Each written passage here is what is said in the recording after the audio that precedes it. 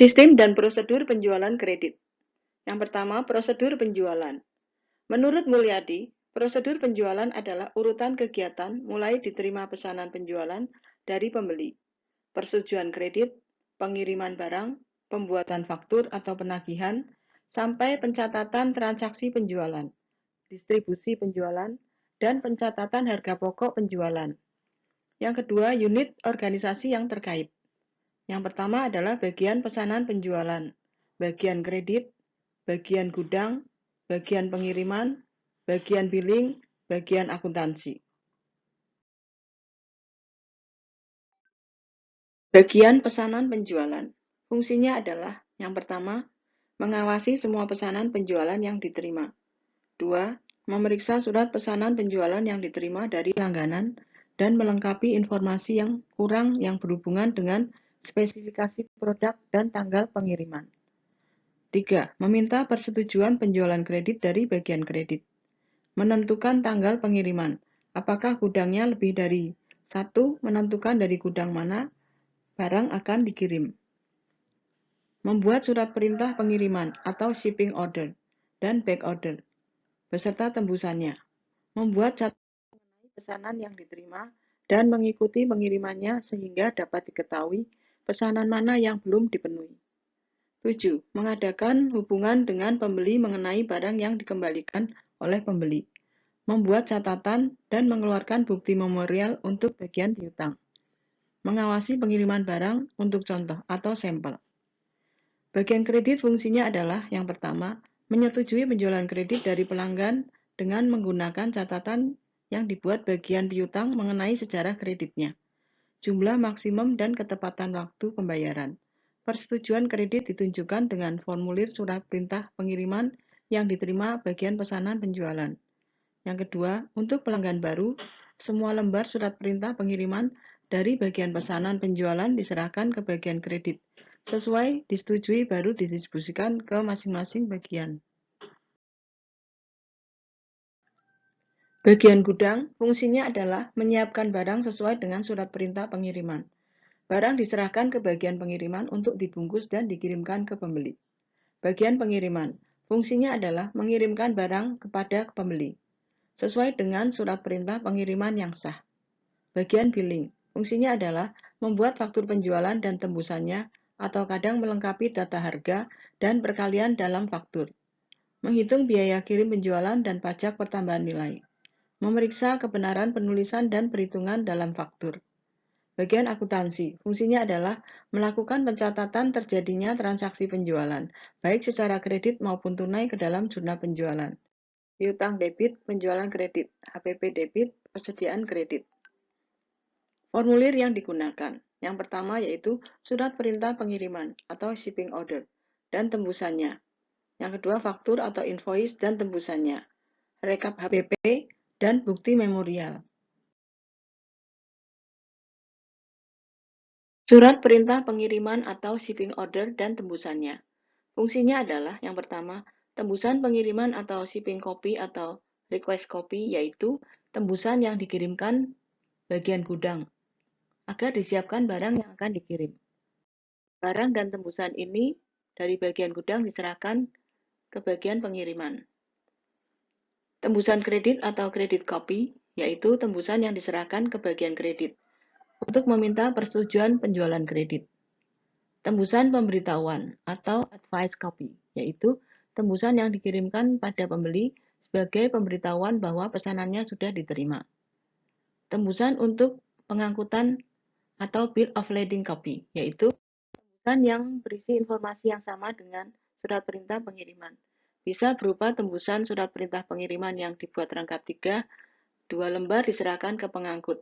1 lembar dimintakan tanda tangan pada pengangkut sebagai tanda terima barang. Tembusan barang atau packing slip yaitu tembusan yang dimasukkan dalam bungkusan barang yang dikirimkan pada pembeli. Tembusan untuk arsip atau jurnal atau register copy yaitu tembusan yang disimpan urut nomor. Arsip ini disimpan sampai tembusan pengiriman diterima dari bagian pengiriman. Tembusan untuk mengawasi pesanan yang belum dipenuhi atau unfilled order copy. Berikut adalah contoh surat perintah pengiriman yang dibuat bagian pesanan.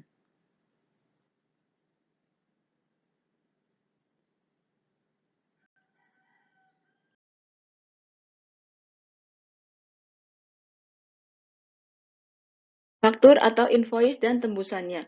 Fungsinya adalah yang pertama, tembusan untuk langganan, yaitu lembar pertama dan 1 atau 2 tembusan tergantung pada permintaan pembeli. Yang kedua, tembusan piutang, yaitu tembusan yang dipakai sebagai dasar mendebit rekening buku pembantu piutang. Yang ketiga, tembusan distribusi, yaitu tembusan yang digunakan untuk mengkredit rekening penjualan yang dirinci sesuai dengan klasifikasinya, menghitung harga pokok penjualan dan menghitung komisi salesman.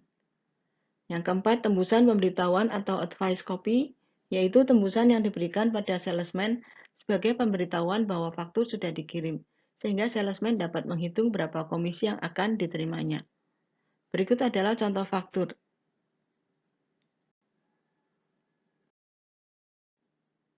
Berikut adalah contoh formulir rekap harga pokok penjualan. Di dalam formulir ini ada keterangan tentang bulan, kemudian kode rekeningnya, nomor dan nama persediaan, tanggal pembuatan, dan jumlah dalam rupiah. Kemudian tempat untuk tanda tangan, departemen akuntansi biaya, dan bagian kartu persediaan. Berikutnya adalah contoh bukti memorial. Di dalam bukti memorial terdapat keterangan tentang yang pertama, keterangan tentang bukti memorial itu sendiri. Kemudian ada kolom untuk debit dan kredit. Kemudian kolom untuk penandatanganan, persetujuan, kemudian pencatatan, diverifikasi, dan pembuatan. Di dalam bukti memorial ini bisa ditambahkan kop perusahaan dan juga nomor buktinya. Kombinasi prosedur pesanan dan prosedur pembuatan faktur. Menurut Mulyadi, ada 3 kombinasi prosedur pesanan dan pembuatan faktur, yaitu yang pertama, prosedur pesanan dan pembuatan faktur yang terpisah, atau separate order procedure. Yang kedua, prosedur pre-billing dibagi menjadi 2, yaitu complete pre-billing dan incomplete pre-billing procedure. Yang ketiga, unit shipping order procedure. Masing-masing prosedur akan dijelaskan sebagai berikut. Yang pertama, prosedur pesanan dan pembuatan faktur yang terpisah. Dalam prosedur ini, pembuatan surat perintah pengiriman dan tembusannya dipisahkan dari pembuatan faktur dan tembusannya. Pertama kali dibuat dulu surat perintah pengiriman dan tembusannya sesudah barang dikirim. Baru dibuatkan faktur dan tembusannya. Berikut daftar kegiatan atau operation list yang dikerjakan masing-masing bagian dalam prosedur pesanan dan pembuatan faktur yang terpisah.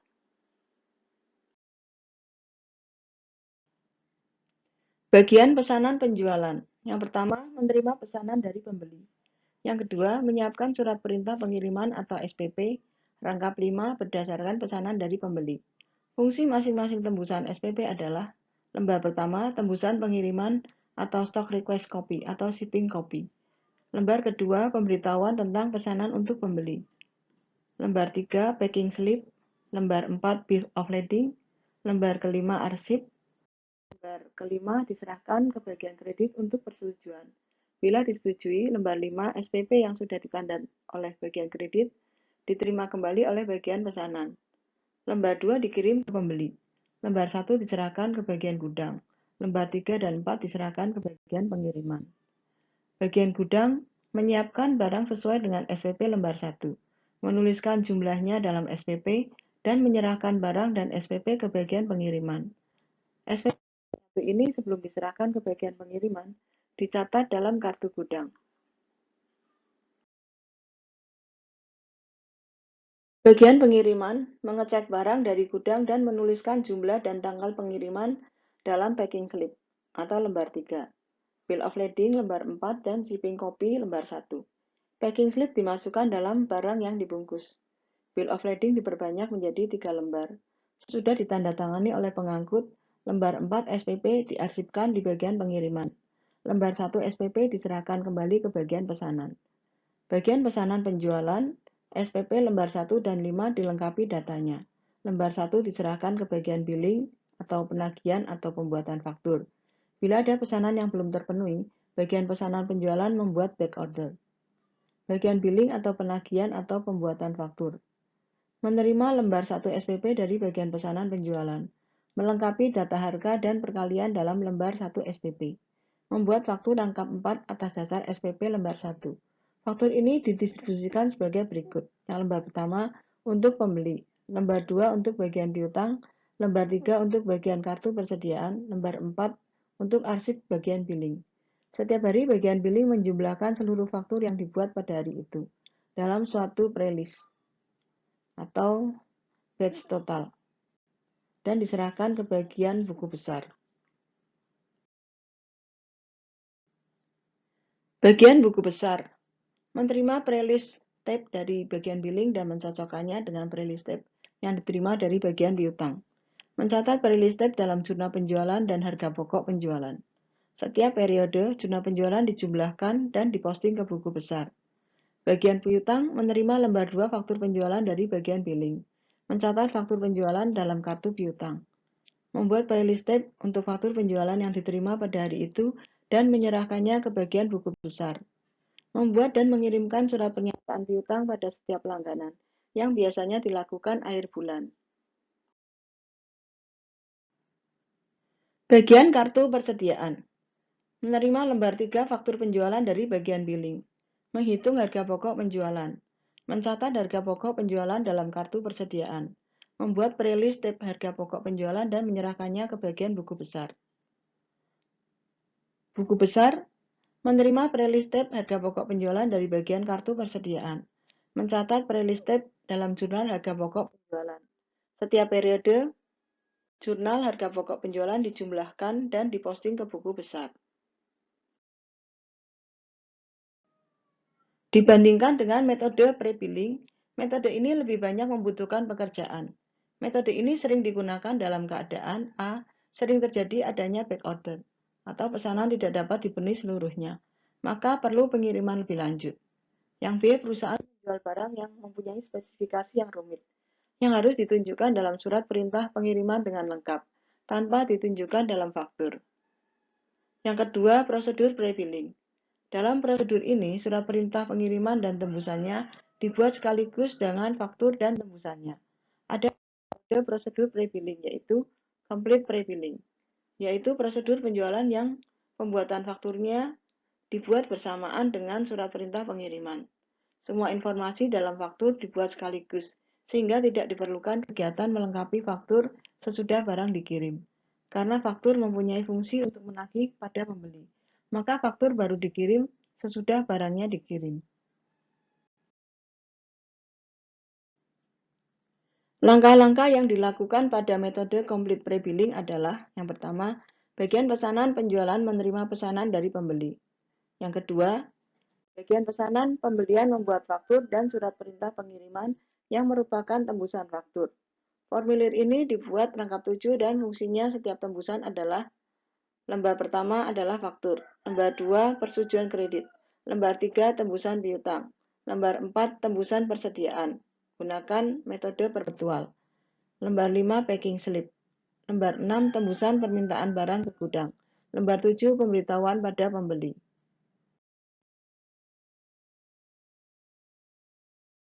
Lembar 2 digunakan untuk meminta persetujuan kredit. Bila kreditnya disetujui, lembar 2 ini diarsipkan dalam bagian pesanan penjualan urut nomor. Yang keempat, lembar 1 diserahkan ke bagian billing. Lembar 3 diserahkan ke bagian piutang dan lembar 4 ke kartu persediaan.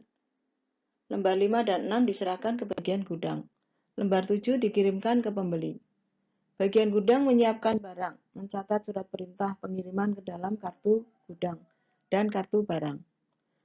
Gudang menyerahkan barang dan SPP lembar 5 dan 6 dari bagian gudang. Bagian pengiriman menerima barang dan SPP lembar 5 dan 6 dari bagian gudang.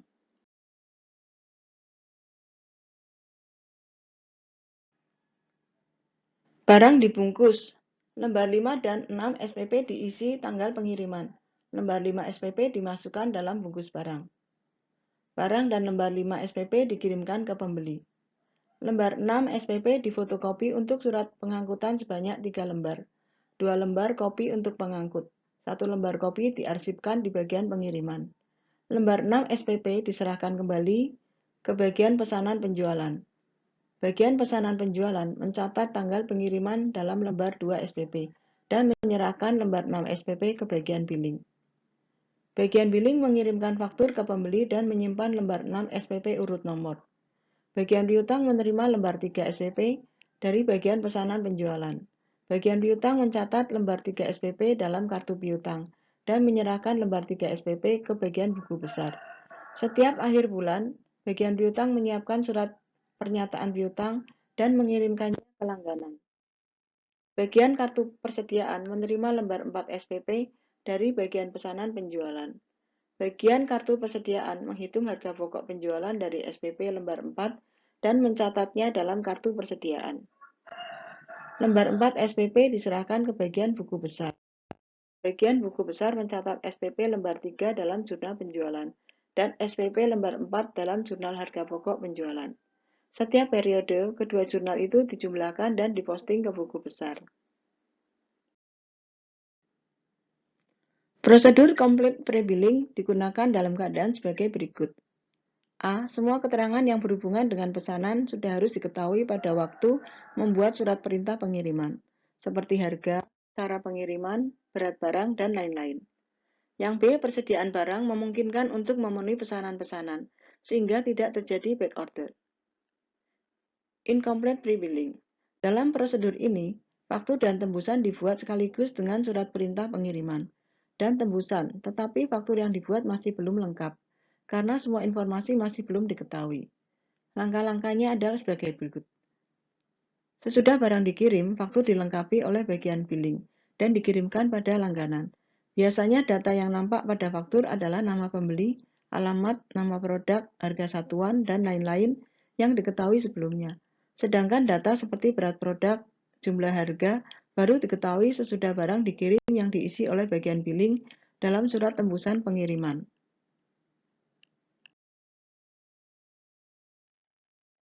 3. Unit Shipping Order Procedure. Prosedur ini merupakan modifikasi dari prosedur pesanan dan pembuatan faktur yang terpisah. Dalam setiap pembelian satu jenis barang dibuatkan satu surat perintah pengiriman, sehingga apabila seseorang jenis barang, maka akan dibuatkan 5 jenis surat perintah pengiriman atau unit tiket. Ada 2 macam unit tiket, yaitu A. Sebagian datanya dicetak dan B. Semua datanya ditulis tangan. Kedua cara ini digunakan apabila dalam keadaan sebagai berikut. Yang A. Gudang barangnya banyak dan diinginkan. Setiap gudangnya hanya menerima informasi yang relevan dengan gudang tersebut. Yang B. Masing-masing jenis barang akan dikirim pada tanggal yang berbeda. Yang C. Sering terjadi back order. Unit shipping order disimpan menunggu barang tersedia, kemudian dikirim lagi ke bagian pengiriman. Yang D. Mempermudah mengadakan analisa pesanan yang diterima per jenis barang.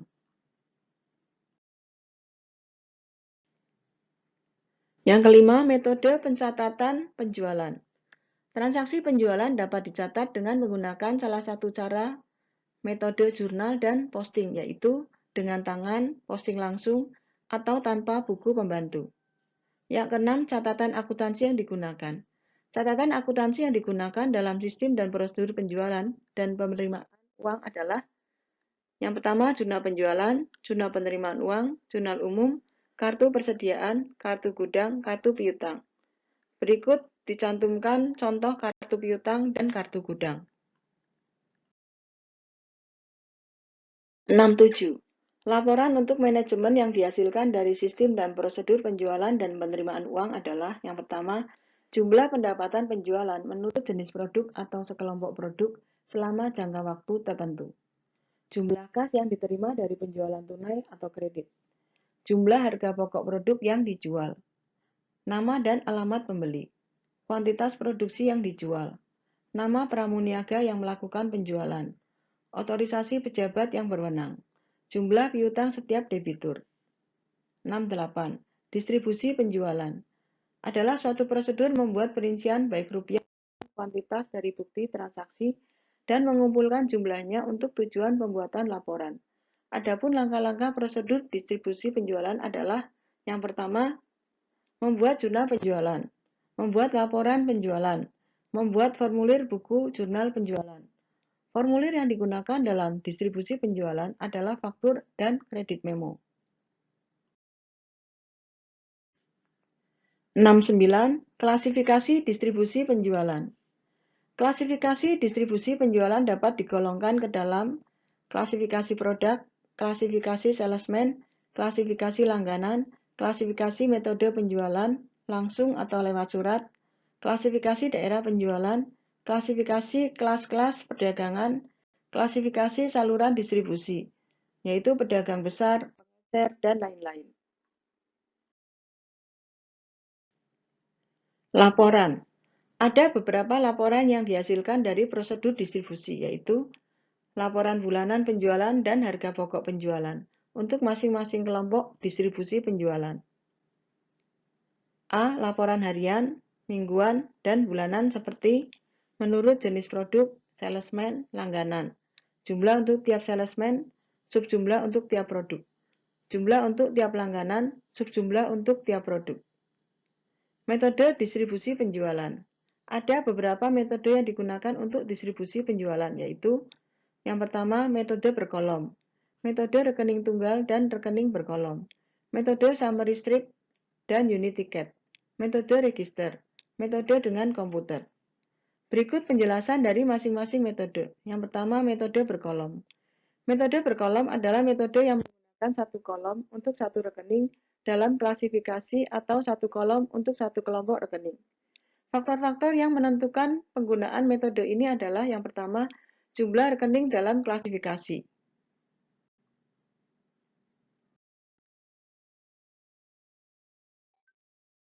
Yang kedua, tingkat keaktifan masing-masing rekening atau kelompok.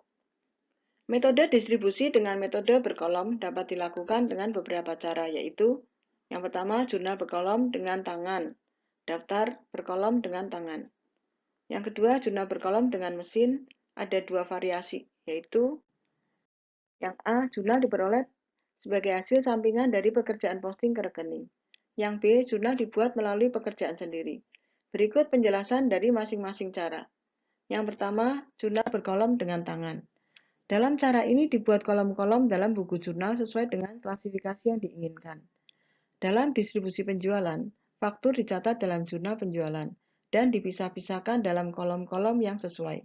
Setiap akhir bulan, kolom-kolom dalam buku jurnal dijumlah dan jumlahnya diposting ke buku besar. Untuk membuat laporan penjualan, data diambil dari saldo rekening-rekening buku besar. Daftar berkolom dengan tangan. Cara ini digunakan apabila dalam klasifikasi penjualan jumlahnya cukup banyak. Misalnya ada 28 kolom. Penggunaan jurnal berkolom tidak dapat memenuhi sasaran. Prosedur distribusi daftar berkolom rekening tunggal dapat digunakan untuk klasifikasi yang jumlahnya tidak terbatas. Dengan tangan dilakukan dengan cara sebagai berikut.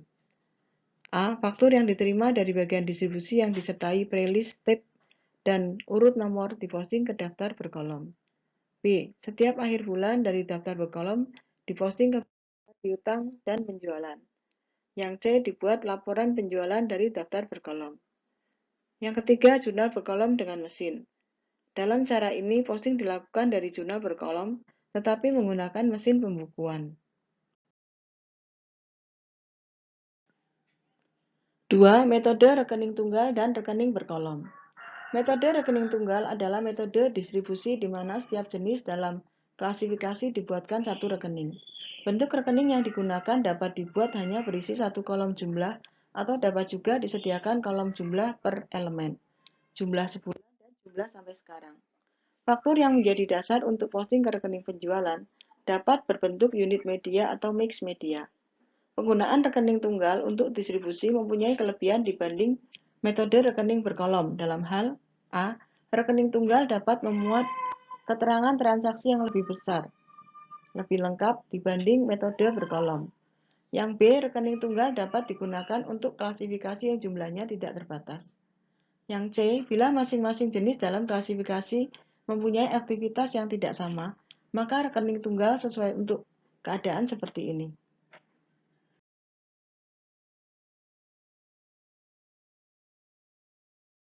Yang ketiga, metode summary strip dan unit tiket summary strip. Dalam metode summary strip, distribusi penjualan dilakukan dengan menggunakan summary strip. Setiap lembar summary strip digunakan untuk mendistribusikan penjualan setiap hari untuk semua produk yang dijual, sehingga dalam satu minggu akan terdapat 6 lembar summary strip. Untuk mendapatkan jumlah penjualan satu minggu dalam setiap jenis barang, maka akan dijumlahkan 6 summary strip sehingga diperoleh summary strip yang baru untuk setiap jenis barang yang dijual dalam satu minggu. Hal ini dapat dilakukan dalam satu bulan, sehingga diperoleh penjualan selama satu bulan yang akan digunakan untuk posting ke rekening debit, piutang, dan kredit penjualan. Laporan penjualan bulanan per jenis produk. Posting ke rekening buku pembantu penjualan. Kelebihan penggunaan unit tiket dalam distribusi adalah unit tiket dapat dipisah-pisahkan dan dikumpulkan sesuai dengan rekening dalam klasifikasi dengan sekali posting dari jumlah semua unit tiket. Unit tiket dapat dipisah-pisahkan beberapa kali dengan klasifikasi yang berbeda-beda. Yang keempat, metode register. Metode register adalah metode distribusi yang menggunakan mesin khusus untuk mengumpulkan dan mencetakkan jumlah-jumlah dalam media. Metode dengan komputer. Distribusi dengan menggunakan komputer akan menghemat waktu. Berikut adalah contoh flowchart prosedur penjualan kredit. Untuk bagian order penjualan.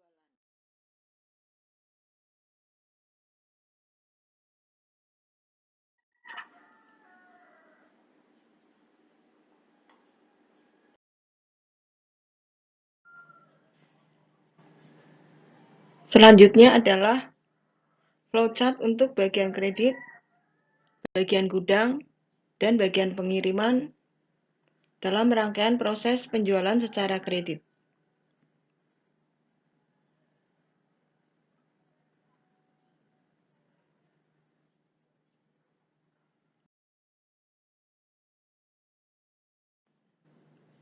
Gambar selanjutnya adalah bagan alir dokumen sistem penjualan kredit lanjutan, yaitu untuk bagian penagihan dan bagian piutang.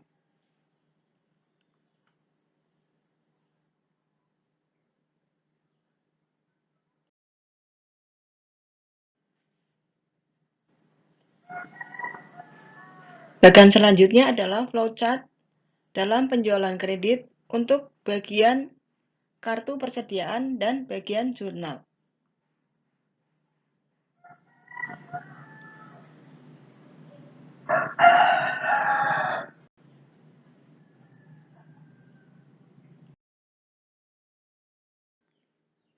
Sistem pengendalian intern dalam penjualan kredit organisasi. Yang pertama, fungsi penjualan harus terpisah dari fungsi pemberi otorisasi kredit. Yang kedua, fungsi pencatat piutang harus terpisah dari fungsi penjualan dan fungsi pemberi otorisasi kredit. Yang ketiga, fungsi pencatat piutang harus terpisah dari fungsi penerima kas. Yang keempat, transaksi penjualan kredit harus dilaksanakan oleh fungsi penjualan. Fungsi pemberi otorisasi kredit, fungsi pengiriman barang, fungsi penagihan, fungsi pencatat piutang, dan fungsi akuntansi yang lain. Tidak ada transaksi penjualan kredit yang dilaksanakan secara lengkap oleh hanya satu fungsi saja. Sistem otorisasi dan prosedur pencatatan. Penerimaan order dari pembeli diotorisasi oleh fungsi penjualan dengan menggunakan formulir surat order pengiriman. Persetujuan pemberian kredit diberikan oleh fungsi pemberi otorisasi kredit dengan membubuhkan tanda tangan pada kredit copy, yang merupakan tembusan SOP. Pengiriman barang kepada langganan diotorisasi oleh fungsi pengiriman barang dengan cara menandatangani dan membubuhkan cap sudah dikirim pada copy SOP. Penetapan harga jual, syarat penjualan, syarat pengangkutan barang, dan potongan penjualan berada di tangan Direktur Pemasaran dengan penerbitan surat keputusan hal tersebut. Terjadinya piutang diotorisasi oleh fungsi penagihan dengan membubuhkan tanda tangan pada faktur penjualan. Pencatatan ke dalam kartu piutang diotorisasi oleh fungsi pencatat piutang dan pencatatan ke dalam jurnal penjualan, jurnal penerimaan kas, dan jurnal umum diotorisasi oleh fungsi akuntansi dengan cara memberikan tanda tangan pada dokumen sumber, faktur penjualan, BKM, atau memo kredit. Pencatatan terjadinya piutang didasarkan pada faktur penjualan yang didukung dengan surat order pengiriman dan surat muat. Praktek yang sehat. Surat order pengiriman bernomor urut tercetak dan pemakaiannya dipertanggungjawabkan oleh fungsi penjualan. Faktur penjualan bernomor urut tercetak dan pemakaiannya dipertanggungjawabkan oleh fungsi penagih piutang yang diselenggarakan oleh fungsi tersebut. Secara periodik, fungsi pencatatan piutang mengirim pernyataan piutang kepada tiap debitur untuk menguji ketelitian catatan piutang yang diselenggarakan oleh fungsi tersebut. Secara periodik diadakan rekonsiliasi kartu piutang dengan rekening kontrol piutang dalam buku besar. Berikut adalah contoh bukti penerimaan kas. Di dalam bukti penerimaan kas terdapat keterangan tentang perusahaan pembuat bukti penerimaan kas. Dalam hal ini adalah PT Rahman Malang. Kemudian alamat, nomor telepon dan fax, alamat email. Selanjutnya nomor bukti dan tanggal. Dan keterangan tentang diterima dari banyaknya uang dalam huruf dan angka. Dan keterangan untuk pembayaran. Selanjutnya adalah tanda tangan menyetujui, yaitu direktur dan bendahara. Contoh bukti pengeluaran kas. Di dalam bukti pengeluaran kas terdapat nama perusahaan pembuat bukti pengeluaran kas tersebut. Dalam hal ini adalah PT Rahman Malang. Kemudian alamat, nomor telepon, nomor fax, dan alamat email. Juga keterangan lain yang mungkin dibutuhkan. Selain itu juga ada nomor bukti dan tanggal. Kemudian keterangan dibayarkan kepada banyaknya uang. Banyak uang ini tertulis di dalam huruf dan angka. Keterangan untuk pembayaran. Dan tanda tangan menyetujui, yaitu dari direktur dan bendahara. Contoh bukti memorial. Di dalam bukti memorial, sebaiknya terdapat PT pembuat bukti memorial tersebut.